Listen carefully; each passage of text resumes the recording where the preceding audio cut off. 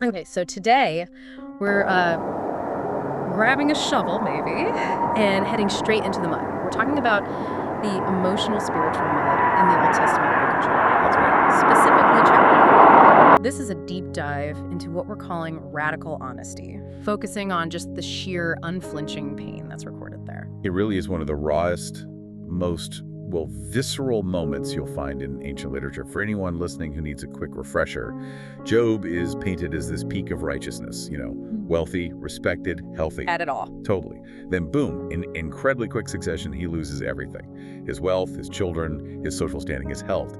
Chapter 30 is that moment, the absolute bottom, his psychological nadir. Right. Okay, let's try to unpack this. Our mission here really is to figure out why this ancient story, this source material still matters today, especially when you feel like you're in a crisis or facing betrayal or just intense struggle.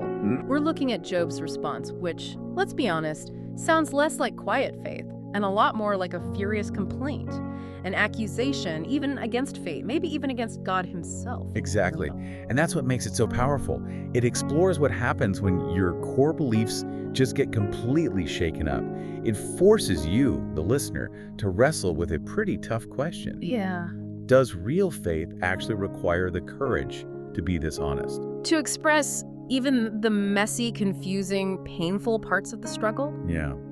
That raw honesty. That courage, that kind of unflinching self-assessment, that's what we're calling radical honesty in this deep dive.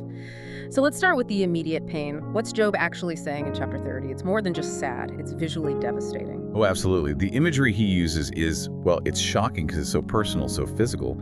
Job feels like God's power hasn't just afflicted him, but actively desecrated him. Desecrated, wow. Yeah. He talks about his clothes being soiled, his neck being grabbed by a tight collar. He feels choked, trapped, stripped of dignity. But the central image, the real gut punch, is feeling like he's been thrown directly into the mud. Just tossed aside. Reduced to dust and ashes. It's the ultimate violation. And if we look at that imagery, what's so striking is, like you said, it's not just him accepting external stuff like disease or losing money. He feels the architect of his pain is the very God he trusted. Yes, that's the core of it. It feels like the ultimate internal betrayal. So how does he react? Not quietly, you said. No, definitely not passively. He cries out, he stands up, tries to plead his case, but he feels like his prayers are just vanishing, like they're being thrown into this vast, silent ocean. Totally unanswered. Ignored. Worse than ignored. He feels like he's being mocked by the very power that should be protecting him. Tossed around, he says, like a tiny, insignificant feather in a huge storm. Man, that just flies directly in the face of the typical picture we have of faith, doesn't it? That sort of steady, calm acceptance. So for you listening, I really want you to think about that feeling. Have you ever felt that sharp sense of wrestling? That feeling that life, or maybe even the divine, is sort of mocking your pain. It's a deeply uncomfortable place to be. And that wrestling, that spiritual agony, it gets compounded because Job's suffering isn't just internal. The next thing we see is this chilling total collapse of all his human connections. Yeah, this detail makes the chapter almost unbearable. Because we know Job wasn't just rich, he was genuinely good. The text emphasizes he was benevolent, always helping the poor, widows, the vulnerable. That's the setup, isn't it?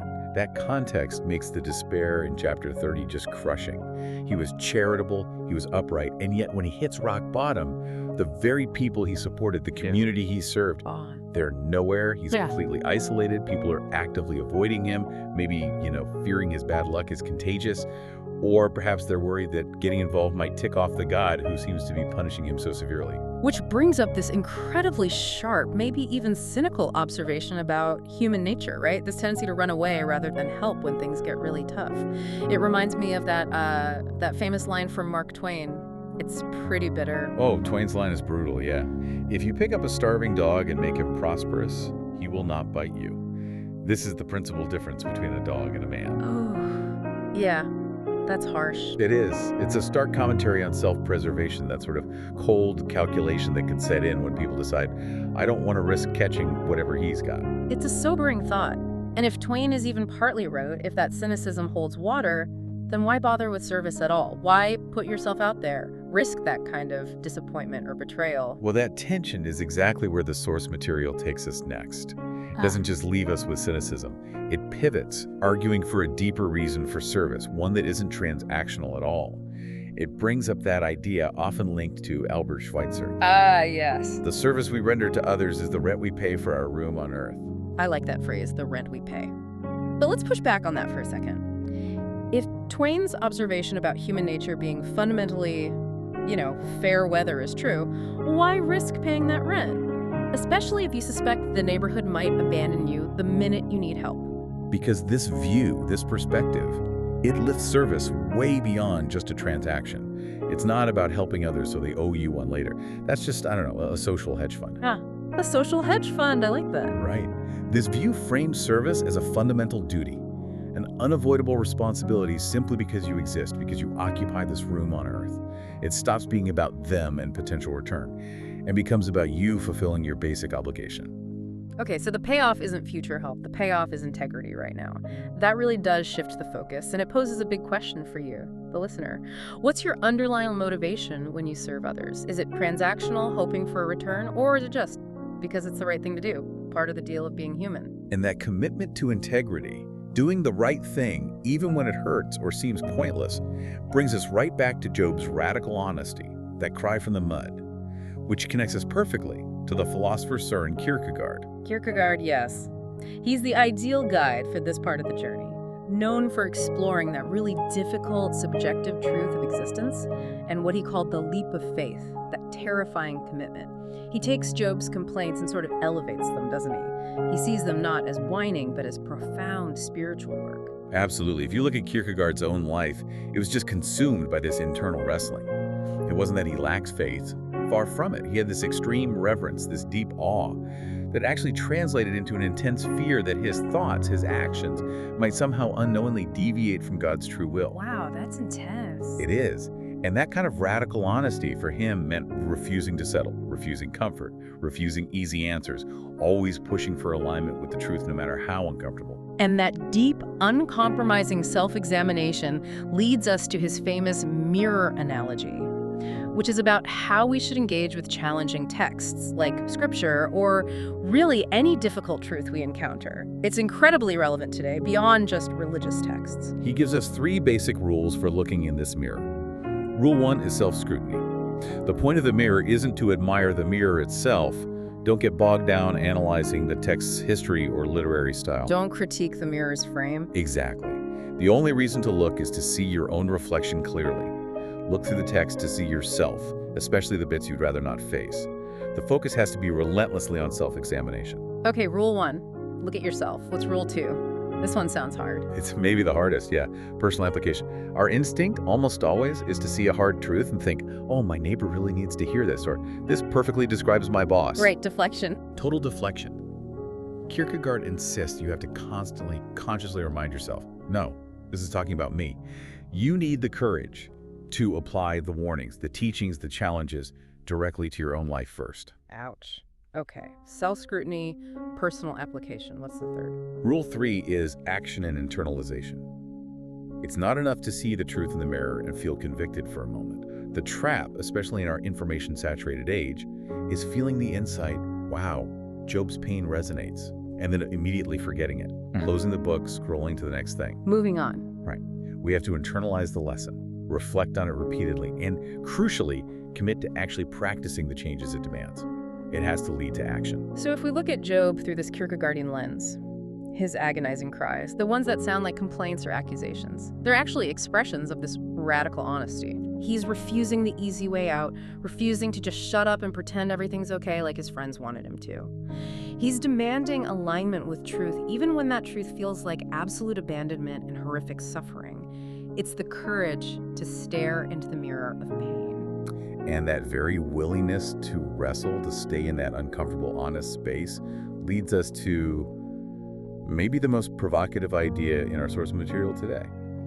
That God's choice to wrestle with Job, even aggressively the way Job describes it, is itself proof of a deep, enduring relationship. Okay, hang on. We need to pause here because I get the philosophy, but when you're the one feeling thrown in the mud, feeling mocked, you don't feel a relationship, you feel abandoned.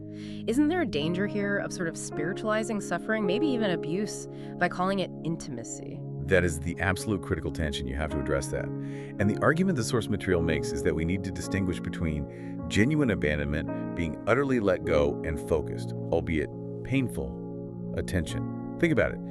Would you expend that kind of intense, fierce energy wrestling with a complete stranger you don't care about? Probably not. Waste of energy. Exactly. The argument is that the very act of engaging in that severe struggle, even when it feels brutal from Job's perspective, signals an incredible level of attachment, of investment. The struggle itself isn't proof of absence. It's interpreted as a fierce, maybe even extreme, form of divine presence. Okay, presence through struggle. Let's try to make that more concrete. The analogy used is teaching a terrified child to swim, right? Yes, that's a helpful analogy. Imagine a parent in the deep end with a child who desperately needs to learn the survival skill, but is utterly panicked. The child's choking, swallowing water, flailing. Terrified, absolutely terrified. Their immediate feeling is pure fear and anger. They're probably screaming, "Why are you doing this to me? Let me go. You're drowning me." Or maybe even, "You hate me. Why are you holding me here?" Yeah, from the child's perspective in that moment, the parent looks like the enemy, the source of the terror. They feel betrayed, desperate to escape. Precisely. And the parent's strict insistence, the physical strength they might have to use to keep the child in the water, working through the fear until the skill starts to click.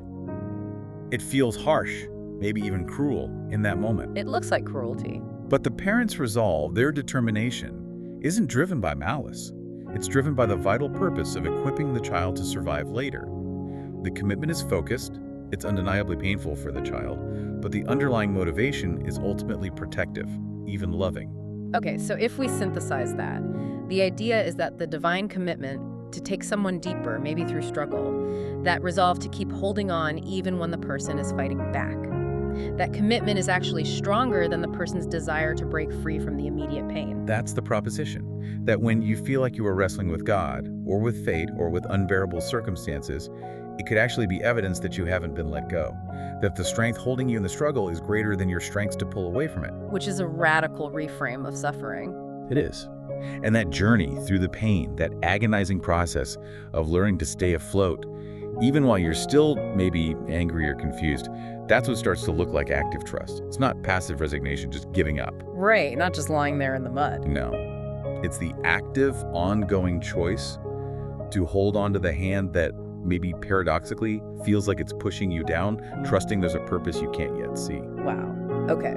So we've journeyed from Job, literally in the mud, feeling mocked, isolated, through Kierkegaard's fierce demand for unflinching honesty, to this radical idea that the struggle itself might be a sign of relationship, of presence. And that really brings us to the core takeaway, I think, that the ultimate path through suffering isn't necessarily about finding instant answers or explanations. We might never get those. Maybe not. It's more about learning endurance and learning that active trust. You accept the confusion. You accept you're stuck in the mud for now, but you actively choose to hold on to some fundamental belief in a purpose or in love, even when nothing around you seems to support it. Which means, ultimately, the final declaration might have to prioritize relationship over explanation. Yes, exactly. The commitment doesn't have to be logical or clear. It can be as simple as saying, maybe through gritted teeth sometimes, "Okay, I believe you're still here. I believe you care. Even though I absolutely do not understand what is happening right now, teach me. Help me grasp what you intend here." That choice to trust while confused, to cling to the relationship even without the explanation, that's arguably the definition of mature faith. And it's incredibly hard. It's choosing to hold on to that unseen hand in the dark instead of just demanding a map you can't possibly read in the middle of the storm anyway. Okay.